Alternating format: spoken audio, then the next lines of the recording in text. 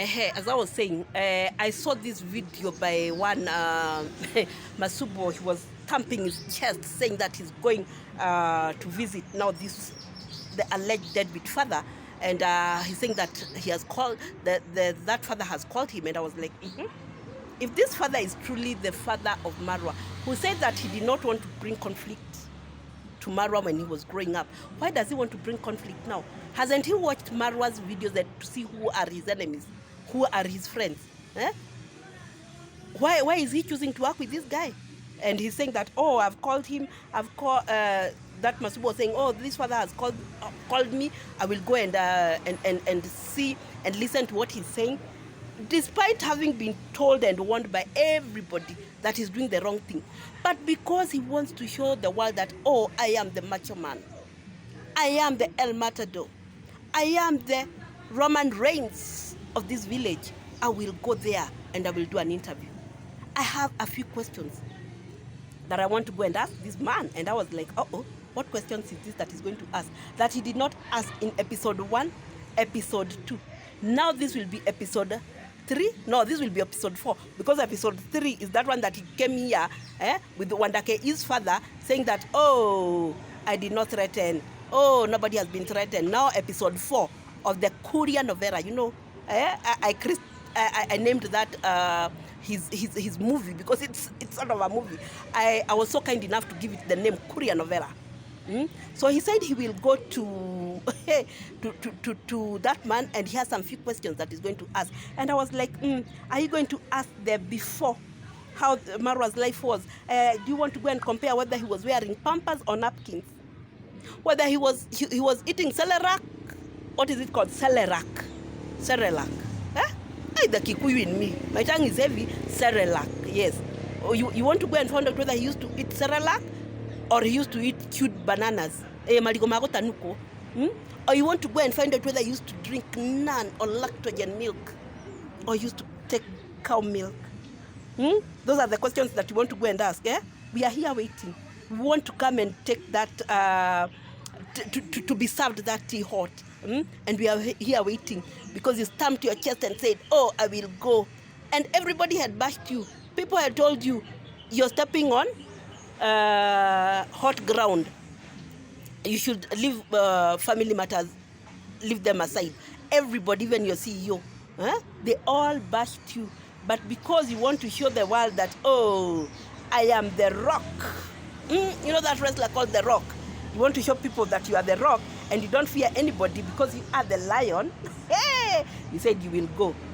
Sawa, you go. Bring it on. We want to hear, so that we can also react on you and debunk your lies.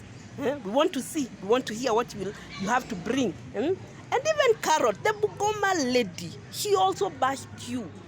And for once, I was like, I gave her a tick. I said, oh, for once you have said something. You have talked something, because he was saying that you should not meddle in family matters. You people, you are coming against each other, walking with knives there in that village. And I was like, a big tick. Bungoma Carrot, a big tick. Then, before she could finish her sentence, because you have to come and rubbish Marwa in it, she had to come and say, oh, hey, this is Bungoma Carrot. But I blame all this on I am Marwa. My tick, I had to put an X. I have to blame this on Marwa. And I was like, why are you blaming Marwa on this? Why should you blame Marwa? The only thing Marwa did was to introduce YouTube to this village. And he wanted all these villagers to elevate themselves. He wanted them to start earning from YouTube. He was doing a good thing. But wait until you lazy reactors stepped in that village, started, recruiting your lazy gang in that village.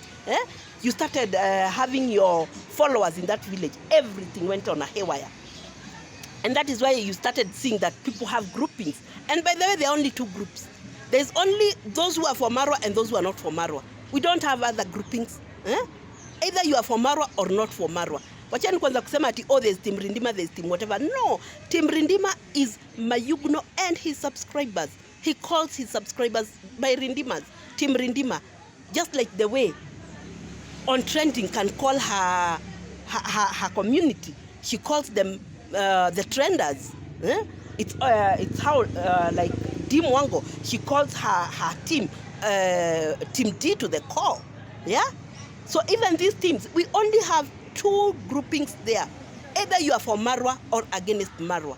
And the way you hear Mayugno calling Team Rindima is him and his subscribers. There are no groupings there. You are either for or against.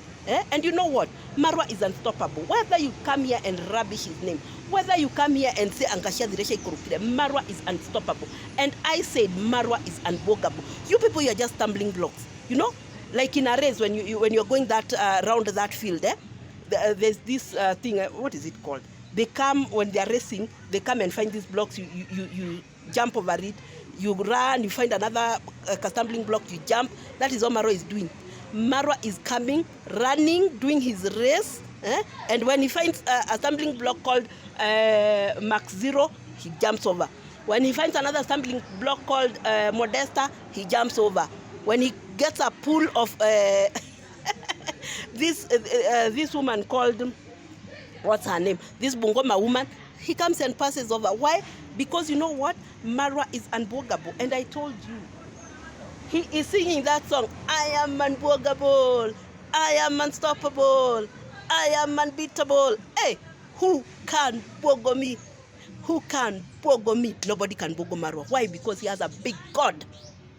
And he will not be stopped. He will be coming, akikupata wewe kama stumbling block, anakuruka na anaendelea. Yes, you're going to derail him a bit. You're going to slow him down a bit. But he is not bogable. Marwa is not bogable. He's not going to stop.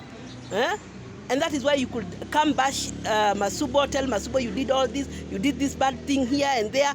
And then to crown your sentence, you have to say, but I blame Marwa. For what? And I'm here telling you, we blame you, Lazy Reactors, for having brought this, for having birthed these 3 stooges that you brought up in that village. The likes of Akina Masubo, the likes of Akina Max 0, the likes of Akina Ernest, who does not even know how to pronounce his name. Ay, you people. We even get tired. We even get tired of all this nonsense. So now we saw Masubo saying that he will go and do that interview because he is not stoppable. He's thumping his chest and saying, I'm not fearing anybody. As your skiala mkuu vunjikagu. Masubo, even your own CEO is telling you that you're doing the wrong thing, but you cannot listen. Let us see. In Kikuyu we say, those ones who are going, they don't regret. They regret when they are coming back. So you go, you'll regret when coming back. And now, I was like, now this guy is saying that he's going to do that interview. And he was here telling us that, oh, it takes him 2 hours. And I was like, 2 hours from Kuria North, Kuria East to Kuria Northeastern. From this Kuria to the other Kuria, it takes 2 hours. It's like coming, I live in Nairobi. And going to my up country, where my mom is, I take those 2 hours. Going to Nyeri. So I'm imagining that he takes 2 hours on a motorbike in that cold, kwenda tu kupeleka Usabasi. And I was like, so you took 2 hours on a motorbike to take 1,000. You remember in episode 2, he went and took 1,000.